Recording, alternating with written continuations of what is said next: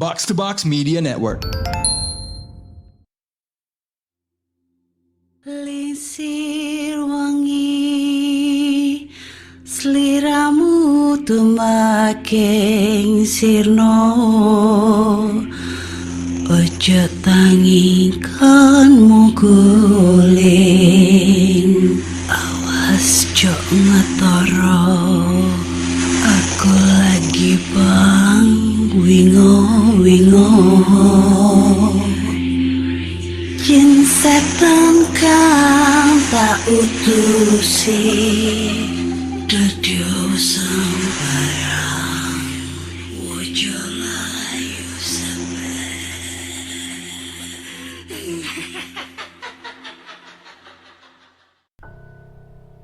Hai Rek, ya apa kabar? Ketemu lagi dengan aku si Ana di podcast Kisah Horor. Dan kita bertemu di episode 286.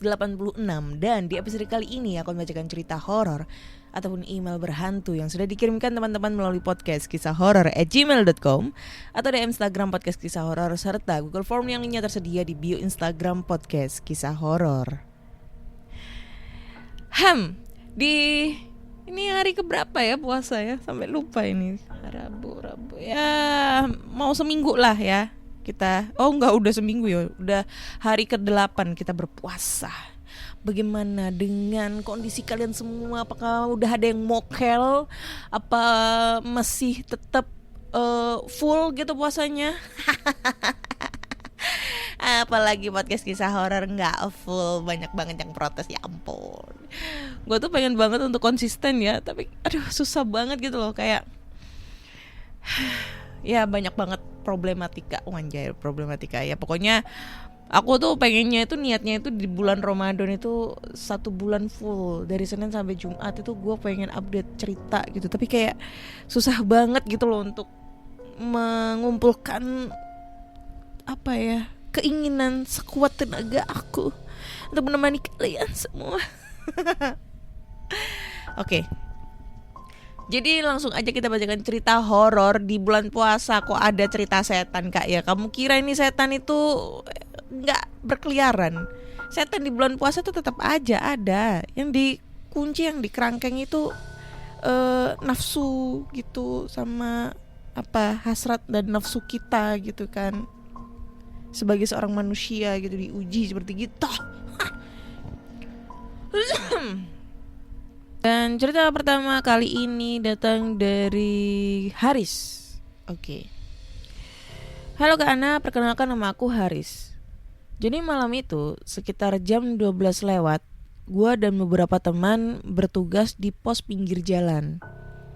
Nah, pas lagi asik jaga, perut gua itu terasa sakit. Biasa, ada urusan dengan WC.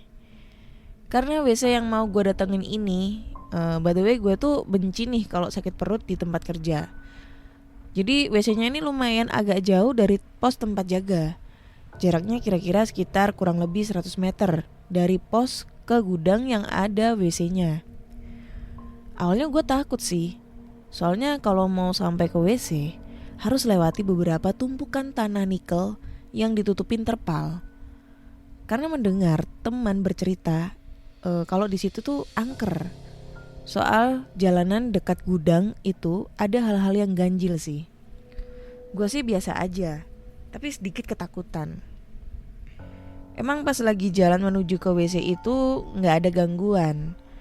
Nah waktu sampai depan gudang agak merinding nih. Pikir gue dalam hati, gue harus cepet-cepet nih. Tapi sialnya, perjalanan menuju pos ini yang kurang beruntung.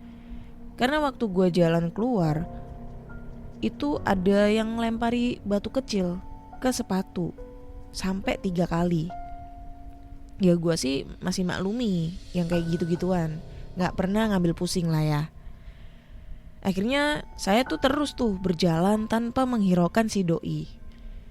Pas gue sampai di depan tumpukan nikel itu, tiba-tiba ada suara "Boy", kayak manggil gitu. Terus gue percek gitu, gak ada orang. Dan baru beberapa langkah berjalan ada suara lagi.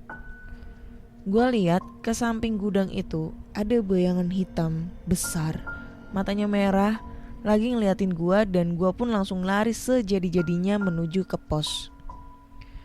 Lalu kejadian ini tuh terjadi di siang hari. Jadi waktu itu gua dan sepupu gua, sebut saja si P, lagi ada di kos. Lagi nyantai karena waktu off. Dan ada beberapa teman yang datang ke kos waktu jam istirahat itu. Si Y dan si N karena jarak dari tempat kerja ke kosan lumayan deket.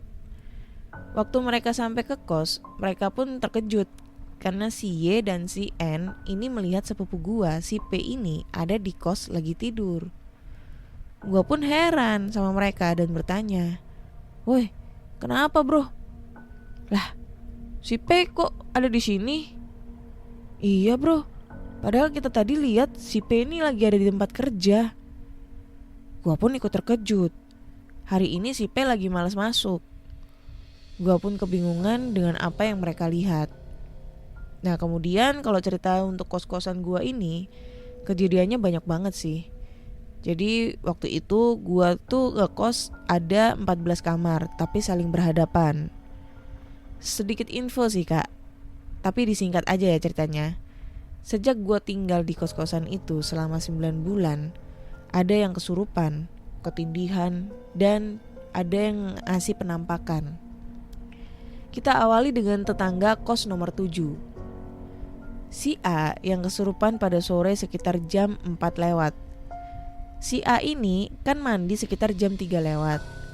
Selesai mandi langsung nyantai depan kos sambil duduk seorang diri. Tak lama si A duduk depan kos gua. Mungkin dia lagi bosan, gak ada teman ngobrol. Kembalilah dia ke kosannya untuk tidur. Kira-kira sekitar 20 menit si A tertidur, tiba-tiba dia kesurupan. Beberapa teman kosnya panik dan memanggil tetangga lainnya, dan tak lama kemudian dia akhirnya sadar. Sekitar 1 minggu setelah si A kesurupan, temannya si B pun ikut kesurupan juga. Dan kali ini terjadi di kos nomor 9. Kejadiannya malam sekitar jam 1 lewat. Si B ini ternyata parah kalau kesurupan, kata keluarganya. Si B pun teriak-teriak sambil tertawa di tengah orang tertidur lelap. Untungnya si B ini tidak membangunkan tetangga lain.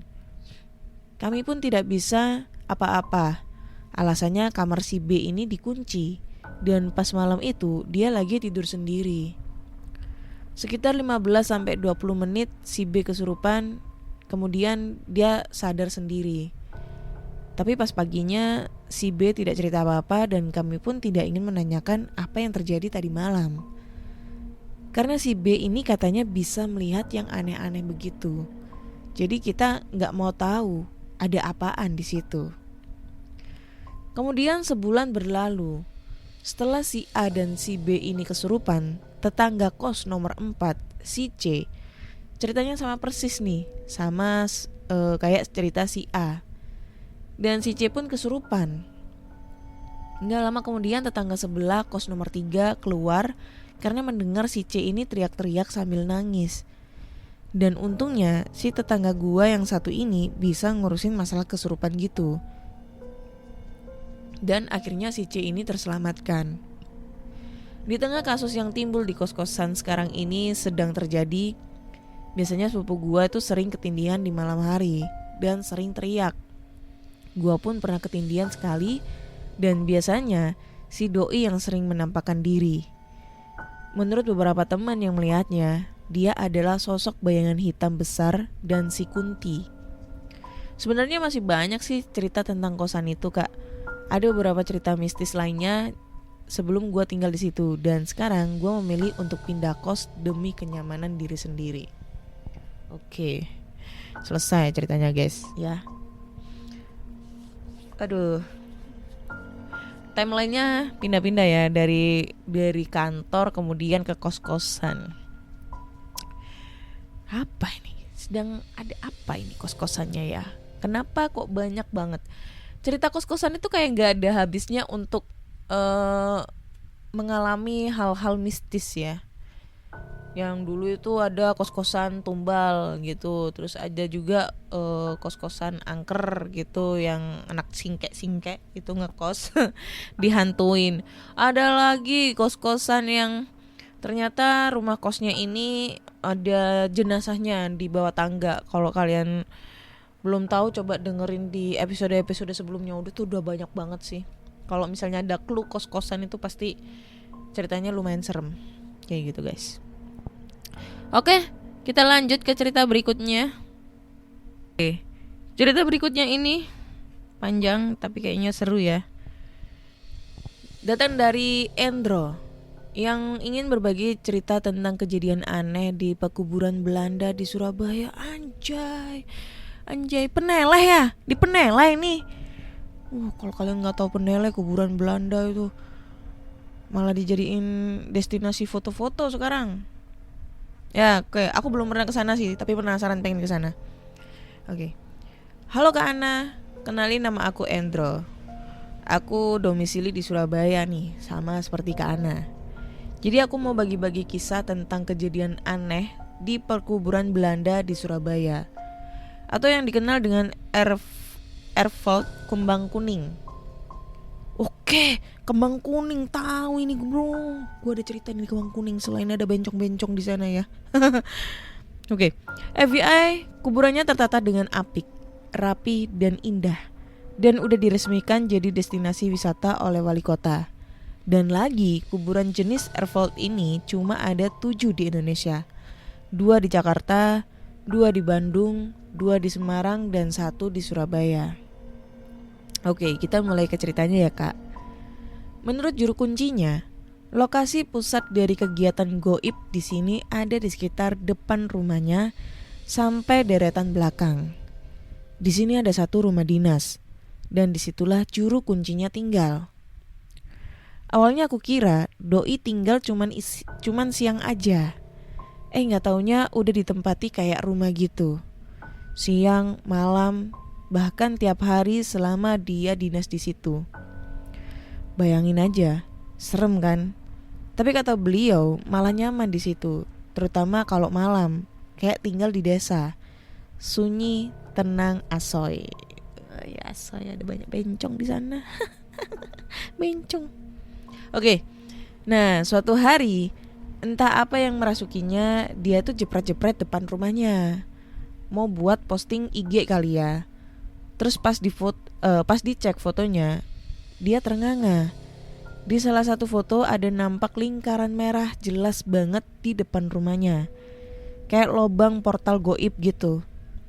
Waktu aku nanya ada gak fotonya, beliau bilang setelah dia lihat foto itu, entah HP-nya error atau gimana, file foto-fotonya itu hilang semua. Nah, selagi juru kunci tentunya mesti merawat perkuburan ini dengan baik. Sebagai juru kunci tentunya mesti merawat perkebunan ini dengan baik. Jadwal bersih-bersih sudah diatur bareng para staf. Ya kalau gak bersih, ya pasti orang-orang berkunjungnya juga bakal males. Tapi kalau bersih, orang-orang berkunjungnya ke situ juga ngerasa nyaman. Yang berkunjung tuh gak cuma orang lokal aja. Sering juga tamu-tamu dari Belanda yang ada urusan kenegaraan maupun nyekar karena keluarganya ada yang masih kerasan di kubur situ. Suatu malam, ibu juru kunci ini merasa aneh. Tiap kali dia menjamin mata mau tidur, tiba-tiba ngelihat banyak orang-orang bule berlalu lalang di depannya. Ada juga yang gak bule, dan itu membuatnya melek lagi. Begitu terus berulang-ulang, sampai 3 hari beliau ini gak bisa tidur. Akhirnya dia ingat 3 hari yang lalu dia ini mangkas-mangkas pohon di area belakang. Maksudnya itu biar kelihatan rapi. Cuman dia ingat kalau nggak izin dulu sama yang bau rekso. Akhirnya dia didatengin lagi area pemangkasan itu. Dia diam di sana sambil berucap dalam hati meminta maaf karena lupa minta izin pada saat itu. Alhasil malamnya sudah bisa tidur dengan tenang. Kemudian beberapa penggiat sejarah yang tergabung dalam komunitas-komunitas biasanya melakukan kunjungan di sini. Kadang mereka sekomunitas aja, kadang juga gabungan komunitas. Saat itu ada kunjungan dari Belanda yang datang memperingati hari apa gitu, aku lupa. Nah, saat itu kan kuburan ini belum dibuka buat umum. Jadi kalau mau ke sana mesti nebeng kegiatan-kegiatan yang berhubungan sama Belanda. Maka itu kesempatan ini dibuat beberapa komunitas untuk ke sana. Selain untuk belajar sejarah, ada rasa penasaran juga sih dalamnya kayak apa. Karena perkuburan ini tertutup dari luar. Lagi enak-enak kegiatan itu, tiba-tiba ada salah satu anak cewek nangis-nangis gak terkontrol. Nah, semua jadi bingung. Ini anak ditanyain, jawabnya gak nyambung. Dan dia bilang, hahaha, rumahku di sana. Mirip gitulah jawabannya. Kalau gak gitu ya nangis. Sadarlah orang-orang ini kalau anak itu gak sadar alias kesurupan. Nah, untungnya ada staf yang paham dan akhirnya bisa dikendalikan. Suatu saat ketika ada renovasi di perkuburan ini, ibu juru kunci udah wanti-wanti sama para pekerja yang terdiri dari beberapa tukang, supaya kalau di toilet saja. Ini apa maksudnya? Ngocok gitu atau apa nih? Gua nggak tahu. Alasannya untuk menjaga kebersihan dan menghindari bau-bau pesing, amoniak yang berasal dari hasil pembuangan air kecil dari dalam tubuh yang lebih populer disebut pipis. Oh, bilang aja pipis gitu loh, kenapa harus gitu ya? Enggak porno nih otakku. Entah bagaimana esoknya beliau dapat kabar kalau salah satu tukang, si A, semalam mendadak sakit. Jadi gak masuk hari itu. Bu Jurkun ini mulai curiga dan mencari-cari info dari sobat tukang. Sampai akhirnya mendapat pencerahan bahwa konon si A ini pipis di area pojok kuburan. Mungkin karena lokasi toiletnya ini jauh, jadi doi ini males. Terus udah gak nahan, akhirnya pipislah di lokasi tersebut. Bu Jurkun ini pun meminta sobat tukang memanggil si A. Dia bilang supaya si A ini meminta maaf di situ. Karena dia curiga si A ini kenapa-napa karena penghuni di sana nggak terima dipipisin. Tapi menurut sobat tukang, ketika disampaikan ke si A-nya ini nggak mau ke situ lagi. Entah takut atau gimana. Kabarnya si A ini malah pulang ke desanya dan nggak diketahui lagi kabar si A hingga saat ini. Ya, semoga si A-nya baik-baik aja ya. Oke, jadi kita lanjut ya kak. Jadi kakak tahu nggak, atau mungkin teman-teman horor PKH yang mungkin orang Surabaya atau penggiat komunitas sejarah tahu nggak siapa itu Witeke van Dort atau dikenal sebagai Tante Lin. Beliau ini adalah penyanyi keturunan Belanda yang lahir di Surabaya. Dan lagunya yang terkenal adalah Give Mich Maar Nasi Goreng. Oke, nanti kita cari lagunya ya. Di tempat ini ternyata ada beberapa saudara beliau yang sudah meninggal. Jadi tiap tahun ada kalanya berkunjung kemari dan dibantu oleh komunitas-komunitas Indonesia Eropa untuk sekalian mengadakan acara sambutan dan jumpa fans. Nah, di sini akan dikisahkan kejanggalan yang menimpa tim dokumentasinya. Terdiri dari 3 orang. Panggil aja si A, B, dan C. Kejanggalan itu sudah mulai nampak ketika acara akan dimulai pukul 9 pagi. Persisnya dari alat pot kamera video si A. Doi ini bingung. Alat itu kok tiba-tiba rusak. Padahal beberapa detik lalu masih bisa berfungsi autonya. Lagian itu alat tergolong masih baru. Tapi mikir tim dokumentasi sih, yang logis-logis aja lah. Mungkin ada kesalahan teknis, pikirnya mereka waktu itu. Si A selalu mengontrol lagi alatnya di sela-sela acara. Namun hingga siang, sekitar pukul 12-an, alat itu tetap mati. Terus si B ini ngerasa ada sesuatu. Dia minta si A untuk minum air mineral sambil baca doa dan minta perlindungan dari Allah. Si A ini nurut. Setelah dia minum, ajaib, alatnya ini bisa nyala. Semuanya senang. Kemudian si A ini cemberut lagi karena alatnya mati lagi. Seketika itu juga si B ngerasa fix kalau ada yang gak beres dengan penghuni situ. Tapi si B ini diem aja karena takutnya juga salah. Itu kan masih dugaannya. Kemudian si B ini nanya ke si A, tadi masuk sini udah berdoa? Si A jawab, aku bilang permisi.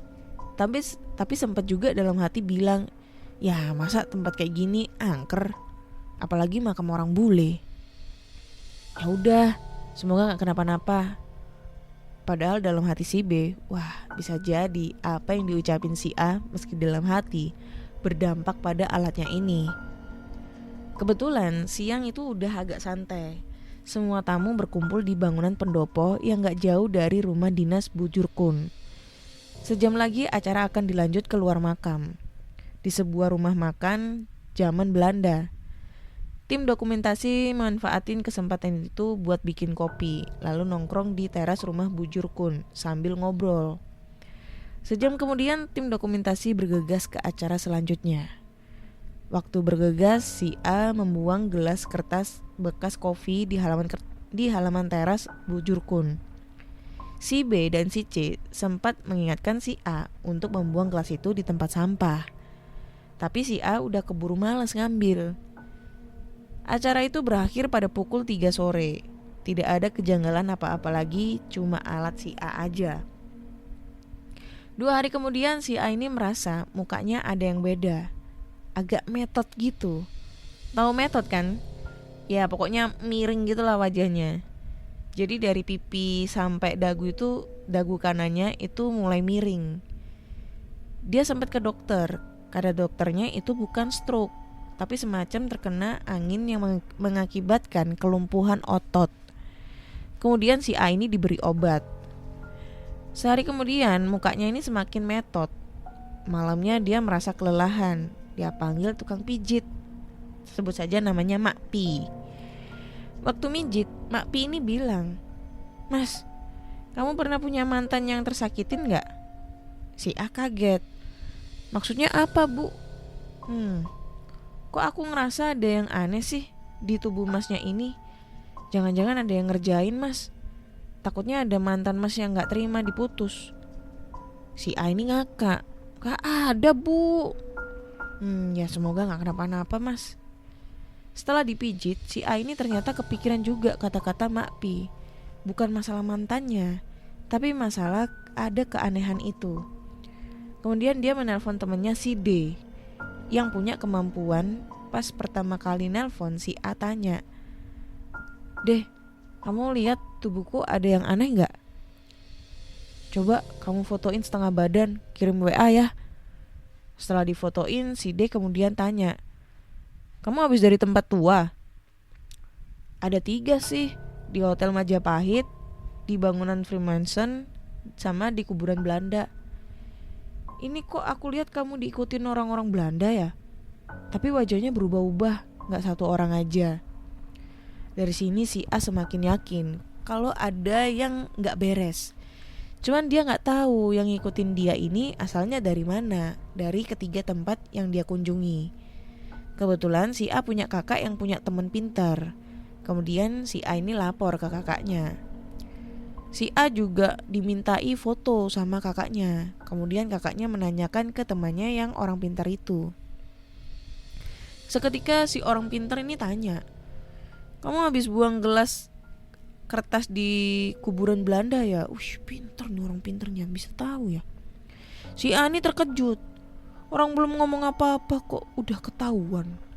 Dan dia akhirnya yakin kalau itu berasal dari kuburan Belanda.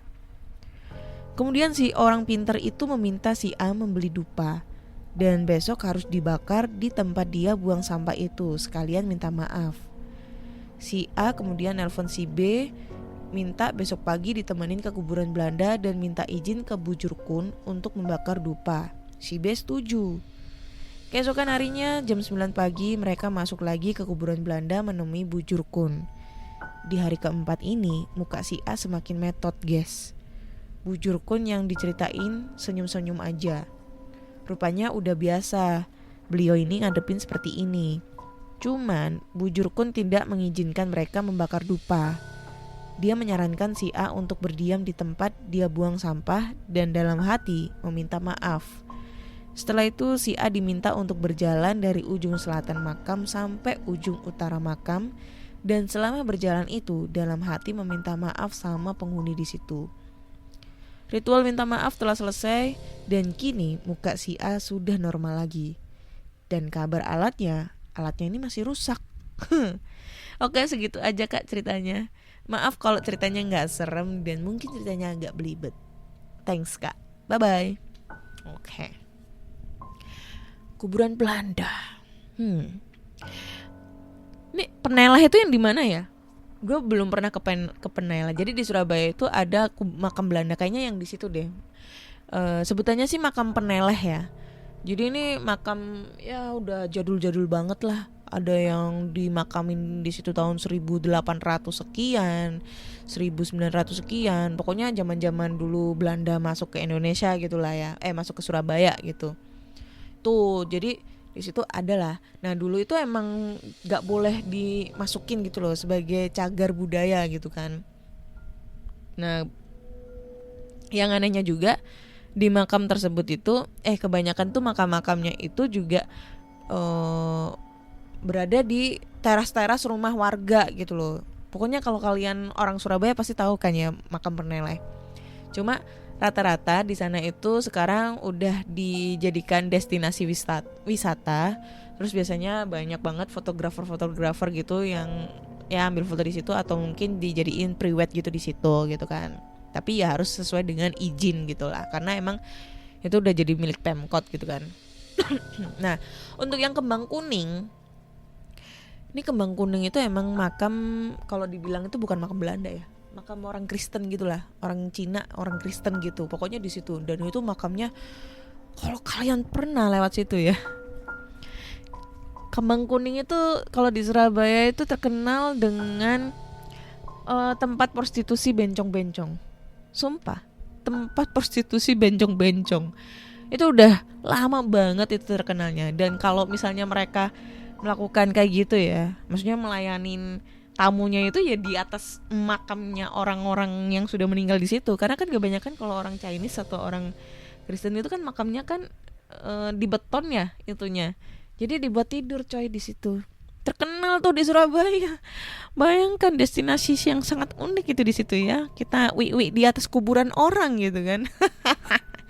Nah, mitosnya di situ ada satu patung di Kembang Kuning. Gue lupa namanya patung apa. Tapi kalau misalnya kalian lihat di YouTube atau apa itu udah banyak banget yang bikin sequel videonya gitu. Jadi patungnya itu katanya sih patung pilot yang lagi duduk, yang kakinya itu diangkat ke atas satu gitu loh. Terus sambil bawa rokok atau apa gitu. Nah, rumornya kalau semisalnya gue kan ada temen nih yang rumahnya deket daerah situ. Jadi katanya itu kalau semisalnya di malam hari itu kan nggak salah itu tewasnya itu karena apa gitu loh, tugas atau apa, karena itu pilotnya pilot angkatan udara gitu kan. Nah itu karena tugas atau apa terus meninggal. Terus si ceweknya itu sering sedih gitulah, si calonnya itu sering sedih atau apa, terus sehingga dibikinkan patung. Dan patungnya tuh masih ada. Kalau misalnya kalian pengen lihat bisa deh datang ke Kembang Kuning sana kan. Nah katanya itu biasanya di malam-malam tertentu atau apa gitu, itu patungnya itu suka berubah. Berubahnya itu katanya bisa muter atau mungkin apa gitu. Katanya sih bisa muter. Jadi bisa muter berapa derajat sampai muter kembali ke semula gitu. Tapi itu di malam-malam tertentu katanya sih kayak gitu. Gue belum pernah ke sana. Sebenarnya pengen banget ke sana, pengen ngeliat. Cuma biasanya kalau malam itu udah ditutup karena emang dulu kan dibuat jadi tempat prostitusi bencong-bencong ya. Nah itu akhirnya ditutup. Jadi kalau malam ditutup, tapi kalau siang masih dibuka. Nah kapan ya? Ntar gue kesana deh, sore mungkin ya, gue fotoin tuh. Gue juga penasaran untuk lokasinya. Biasanya sih gue cuma lewat gitu doang, beberapa kali lah lewat di situ gitu. Cuma kalau ngelihat patungnya nih masih belum pernah kelihatan gitu. Kalau Hotel Majapahit masih aktif sampai sekarang. Gue pernah ke sana waktu ada acara makrab sama mantan gue. Mantan gue yang anak makrab anak akmil. Tapi dia udah nikah sama orang lain kan ya, sedih banget. Nah itu jadi Hotel Majapahit itu adalah hotel dari zaman Belanda. Bangunan udah lama banget, dan waktu itu pernah terjadinya arek-arek Surabaya manjat ke tiang di Hotel Majapahit itu dan merobek bendera Belanda menjadi merah putih. Nah itu ada peristiwa terjadinya di situ. Sampai sekarang masih aktif dan masih di ini ya, masih bisa kalau kalian mau nginep-nginep di situ juga masih bisa kayak gitu guys. Oke, kayaknya cukup sekian dulu cerita di episode 286 ini. Gue lebih tertarik yang cerita makam Belanda ini. Kenapa tertarik? Karena gue suka dengan sejarah-sejarah gitu, apalagi sejarahnya tentang hal-hal yang dunia mistis ya.